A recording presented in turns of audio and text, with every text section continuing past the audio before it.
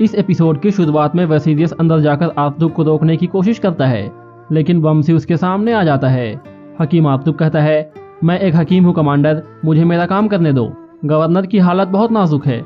वसीरियस कहता है, मुझे तुम पर में से किसी पर भी एतमाद नहीं है। फिर हेलेना गुस्से से बोल पड़ती है, कमांडर वसीरियस, मैं आर्तुक साहब की वजह से जिंदा बची थी। तुम अपने वसवसे अपने पास रखो और इन्हें अपना काम करने दो। यह सुनकर वसीरियस खामोश हो जाता है। फिर आर्तुक इलाज शुरू करता है और सबको बाहर जाने को कहता है। जावेदाद कबीले में जानदार कहता है, मेरी बेटी हमें खोने से डरती हमीर हजरत, इसलिए वो ऐसा कर रही है। सादतिन कहता है, आजकल के नौजवानों के साथ हवाओं में है, लेकिन असलिहान ऐसी नहीं है, क्योंकि उसकी परवरिश जानदार साहब ने की है।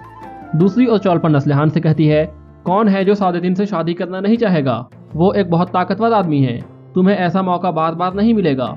असलिहान कहती है, लेकिन मेरे ख्वाहिश और मेरे एहसास का क्या होगा? चौलपन कहती है, क्या तुम उसकी उम्र की वजह से परेशान हो? उसका दिल अभी भी जवान है, वो तुम्हें खुश रखेगा। इतने में जानदार अंदर दाखिल होता है और चौलपन को बाहर भेज देता है। जानदार गुस्से से कहता है, ये तुमने क्या किया असलिहान? असलिहान कहती है, मैंने अपने दिल की ख्वाहिश बताई थी। जानदार कहता है, क्या तुम्हें पता है तुम्हारे ऐसा कहने से मेरे और अमीर हजरत के बीच ताल्लुकात कितने ख़राब हो गए हैं? क्या तुम कबीले की इज्जत के लिए अब्तुल के साथ शादी करने को तैयार नहीं हो गई थी? असलिहान रो पड़ती है और कहती है, मुझे कुछ वक्त दे बाबा, मैं कबीले और आप लोगों के लिए परेशान हो गई हूँ। जानदार गुस्से से कहता है, होश में आओ असलिहान, होश में आओ, तुम्हें वही करना है जो हमारे और कबीले के लिए बेहतर हो। इसके बाद जानदार बाहर निकल जाता है। दूसरी ओर वसीरियस का आदमी लस्कारिस भाग रहा था और तुर्गुत अपने सिपाहियों के साथ उसका पीछा कर रहा था। एक जगह पहुंचकर वो अपने घोड़े से उतर जाता है और भागने लगता है। तुर्गुत भी घोड़े से उतरकर उसका पीछा करने लगता है। लस्कारिस एक जगह पहुंचकर कुछ आवाजें निकालने लगता है ताकि अपने आदमियों को इशारा कर सके। तुर्गुत और बाकी सिपाही फौरन आवाज की ओर भागते हैं, लेकिन जैसे ही वो वहां पहुंचते हैं उन पर हमला हो जाता है। फिर चारों ओर से काफी सारे सिपाही निकल आते हैं और उन पर हमला कर देते हैं। इस मौके का फायदा उठाकर लस्कारिस वहां से भाग जाता है।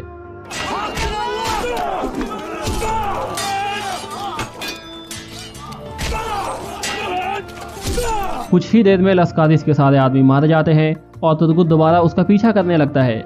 दूसरी ओर गवर्नर का इलाज चल रहा था और बाहर सब लोग किसी खबर का इंतजार कर रहे थे। अंदर हकीम आर्तुक तीर निकालकर जख्म पर पट्टी बांध देते हैं। गवर्नर आंखें खोलता है और आहिस्ता से कहता है, मेरी बेटी को बुलाएं। आर्तुक बाहर जाकर हेलेना को बताता है कि आपके बाबा आपको बुला रहे हैं। हेलेना भागकर अंदर जाती है। बाहर अब्तुल पूछते हैं, गवर्नर की हालत कैसी है आर्तुक साहब? हकीम आर्तुक कहते हैं, हम उन्हें खो रहे हैं जनाब। अंदर गवर्नर हेलेना से कहता है, बाज़ंतीन की शहनशाह को एक खत लिखो और उन्हें इस बात से आगाह करो, उन्हें काई कबीले की बेगुनाही का इल्म होना चाहिए।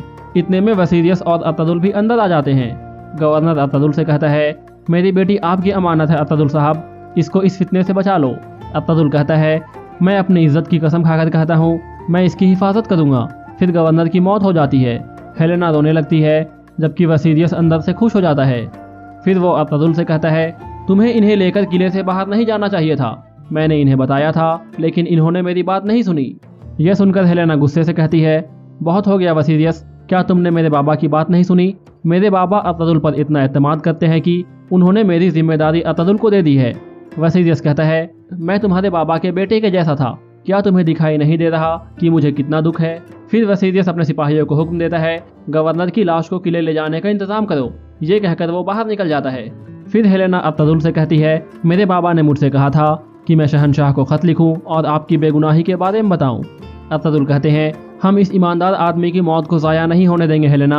अब ये आपकी जिम्मेदारी है कि आप बाबा की जगह लो और किले में रहो। मैं आपकी हर खबर रखूंगा, हम आपके बाबा का बदला ज़रूर लेंगे। दूसरी ओर कुछ सिपाही शहीद और कुछ जख्मी हो गए थे, लेकिन लस्कारिस भागने में कामयाब हो गया था।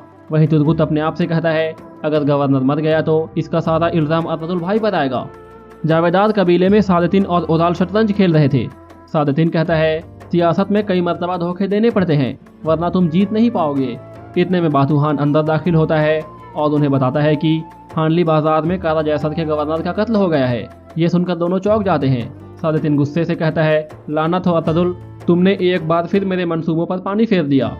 दूसरी ओर कुतलूजा आलियाद के खैमे में जाकर कहता है, चौलपन की खास औरत आयबूक वापस आ गई है, वो मुझे मशकूक लग रही है। आलियाद कहता है, उसकी हर हरकत पर नजर रखो और उसकी हर हरकत से मुझे आगाह करो। इतने में असलिहान अंदर आती है। आलियाद कहता है, आपने अमीर सादतीन के सामने जो बातें कही है मुझे आप पर फख्र है। आपने जो भी फैसला किया मैं आपका साथ दूंगा और बाबा को आपकी ज़िंदगी तबाह करने नहीं दूंगा। असलिहान कहती है शुक्रिया भाई, लेकिन अभी अभी बाजार से खबर आई है कि कारा जयसर के गवर्नर का हांडली बाजार में कत्ल हो गया। ये सुनकर आलियार परेशान हो जाता है।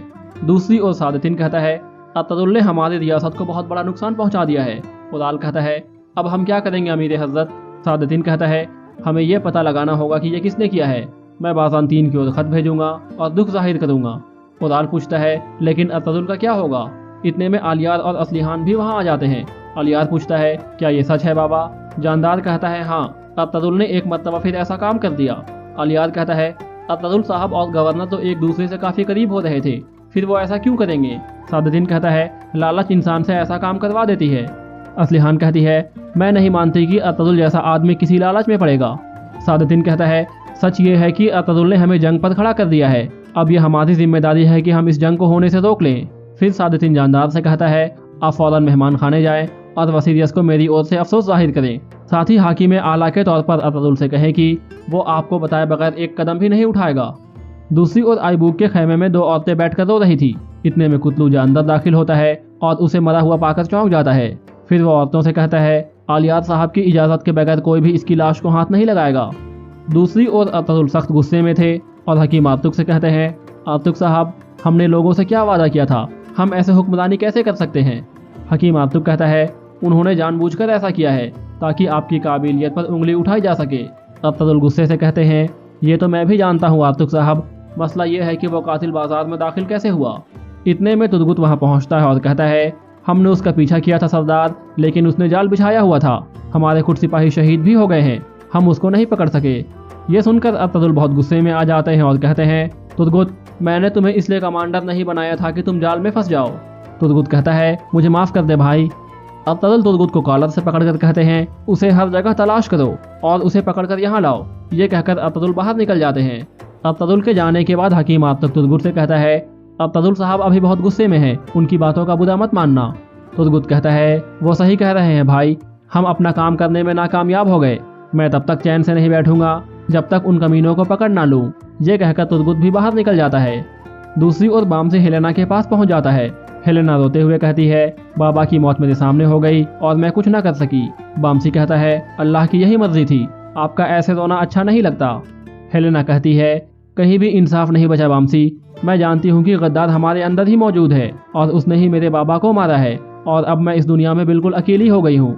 बामसी कहता है ये सच नहीं है, पहला तो अल्लाह आपके साथ है, फिर अतदुल साहब और फिर पूरा काई कबीला आपके साथ है। दूसरी ओर वसीरियस कहता है मैंने सोचा था कि तुर्क अपने अल्फाज पर कायम रहते हैं, लेकिन तुम ऐसे नहीं निकले अतदुल।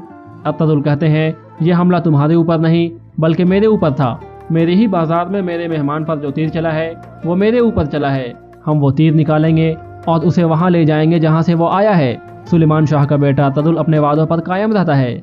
वसीरियस कहता है तुमने गवर्नर से भी वादा किया था लेकिन तुम पूरा नहीं कर पाए।